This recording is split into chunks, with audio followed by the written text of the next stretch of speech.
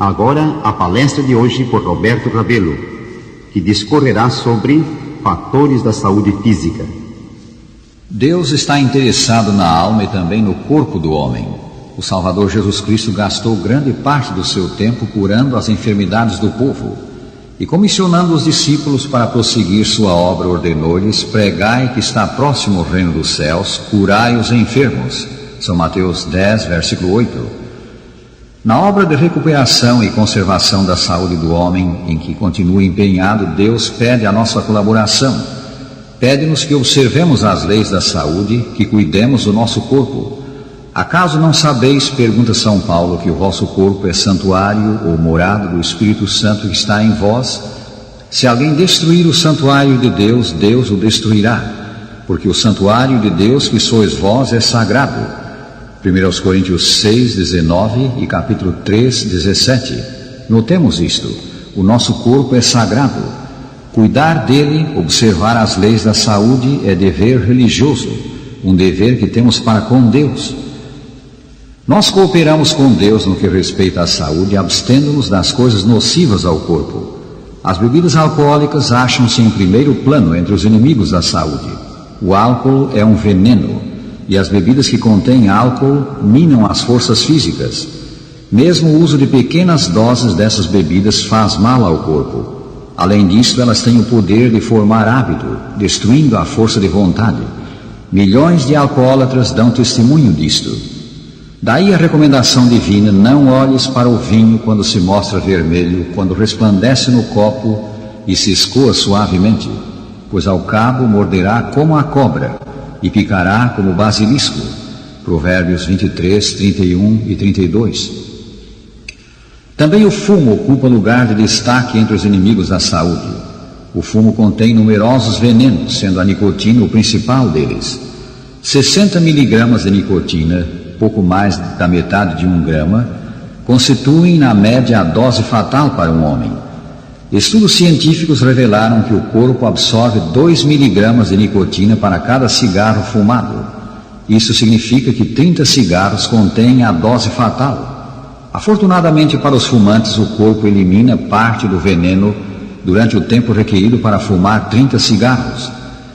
O fumo afeta o coração, o cérebro, o sistema nervoso e a saúde em geral. Estudos feitos na Universidade de Johns Hopkins, nos Estados Unidos, revelaram que a mortalidade dos fumantes até a idade de 50 anos é 2 vezes maior que a dos não fumantes. Agora a ciência médica constata a existência de muito íntima relação entre o hábito de fumar e o câncer do pulmão. Não se sabe ao certo qual a causa do câncer, mas há crescente evidência de que o agente responsável seja um vírus que possa encontrar-se no sangue. Especialistas creem que esse organismo se encontra no sangue de todas as pessoas num estado de dormência e que, sob condições específicas, ele se torna ativo. A inalação da fumaça do cigarro durante longo tempo parece criar as condições propícias ao câncer. O fato é que, segundo o relatório preparado por renomados cientistas norte-americanos e publicado pelo governo dos Estados Unidos em janeiro de 1964, as pessoas que fumam acham-se 11 vezes mais sujeitas a morrer de câncer do pulmão do que as pessoas que não fumam.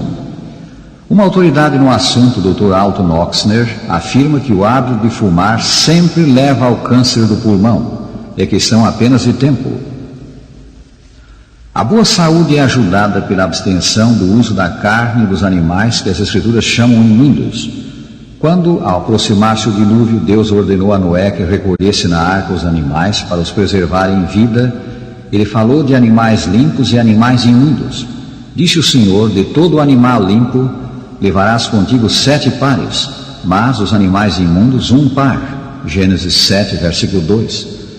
Ao ser permitido o uso da carne como alimento após o dilúvio, pelo fato de não haver alimento vegetal, Deus evidentemente instruiu seus filhos a não incluir na sua dieta carne de animais imundos. A lista desses animais está em Levítico 11. O uso imoderado do açúcar, sal e gorduras está entre as coisas que nos convém evitar. Embora esses artigos sejam necessários ao corpo, devemos usá-los com parcimônia. O muito açúcar obscurece a mente e causa doenças. O muito sal danifica os rins. Quanto ao livre emprego das gorduras na alimentação, lembramos que a medicina muito tem a dizer hoje sobre a relação que há entre as gorduras de origem animal e as doenças cardiovasculares. Considerando que presentemente as doenças do coração ceifam mais vidas do que qualquer outra, evitar essas doenças deveria ser coisa do nosso maior interesse. Ouçamos sobre isto um especialista em doenças do coração. Está conosco aqui no estúdio o Dr. Naliel Rodrigues, cardiologista pesquisador do Instituto Oswaldo Cruz. Dr. Rodrigues, que nos diz sobre esse assunto? Já está comprovado experimentalmente que as gorduras ricas em ácidos graxos saturados determinam a arteriosclerose em animais de laboratório, devendo tais gorduras ser completamente abolidas da alimentação do homem.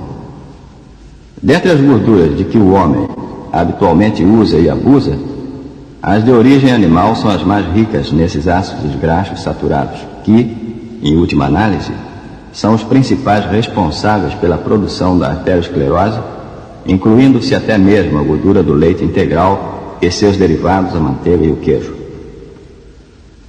As gorduras vegetais são praticamente inofensivas, com exceção do azeite de oliva e da gordura de coco, que, apesar de vegetais, são também ricas em ácidos graxos saturados, devendo, portanto, ser incluídas no índice de alimentos proibidos.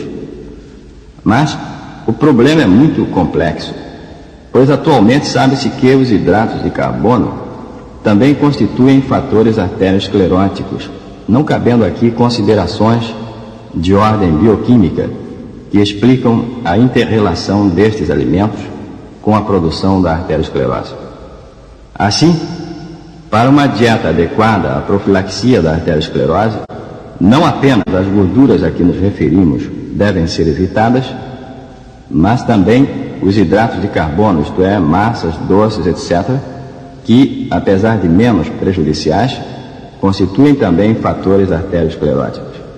Se entendemos bem, doutor, as gorduras de origem animal, a banha e toda a gordura animal separada da carne ou com ela, causam arteriosclerose, isto é, endurecimento das artérias, e isso resulta em alta pressão, derrames cerebrais e colapsos cardíacos.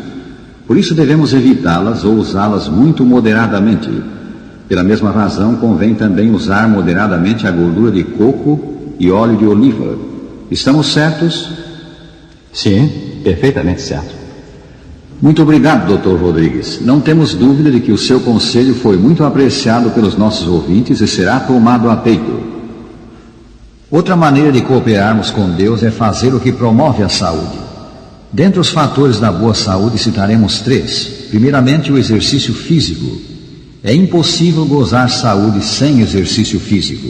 O exercício estimula a circulação, levando a corrente vital, que é o sangue, a todas as partes do organismo. Disse que por um músculo em atividade passa 20 vezes mais sangue do que por um músculo em repouso. O exercício físico é benéfico ao coração sadio se dosado com entendimento.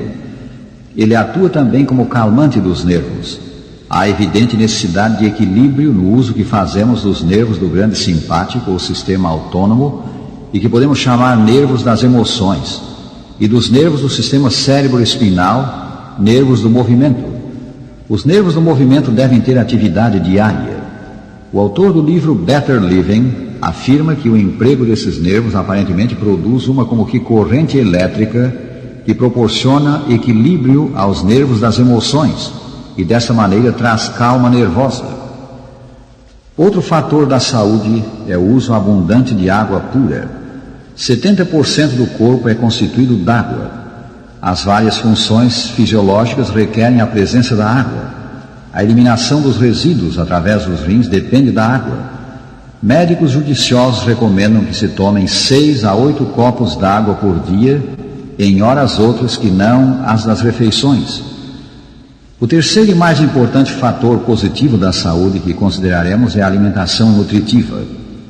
E falando disso, lembramos que ao criar o homem, Deus lhe deu por alimento todas as ervas que dão semente e todas as árvores em que há fruto que dê semente. Gênesis 1, 29. Noutras palavras, um regime vegetariano composto de cereais e frutas. Competente médico diz que para garantir um regime alimentar adequado devemos ter todos os dias, primeiro, hortaliças verdes e amarelas, que são excelente fonte das vitaminas A e C. Segundo, frutas cítricas, tomates, saladas verdes, ricos em vitamina C. Terceiro, outras frutas e hortaliças. É desejável servir-se de grande variedade desses alimentos porque são apetitosos e suprem-nos de vitaminas e minerais. Quarto, leite e produtos lácteos. O leite é a melhor e mais adequada fonte de cálcio e riboflavina. Para adultos, mas principalmente para crianças, o cálcio é de grande importância. O leite é também rico em proteínas especialmente adaptadas às necessidades da infância. Quinto, ovos, frutos oleaginosos, legumes secos. Esses alimentos são boa fonte de proteínas, e a proteína é a substância empregada na formação e reparação dos tecidos. Sexto, pão integral e cereais não beneficiados. Eles contêm proteína e são fonte de energia. Sétimo, a manteiga e a margarina, produtoras de energia. A manteiga é também rica fonte de vitamina A. Eis alguns fatores da saúde física, alguns pontos em que podemos cooperar com o divino doador da vida e da saúde para gozarmos o bem de viver longamente e viver com saúde. A saúde física não é mero efeito do acaso, mas o resultado certo da obediência às leis que governam o corpo.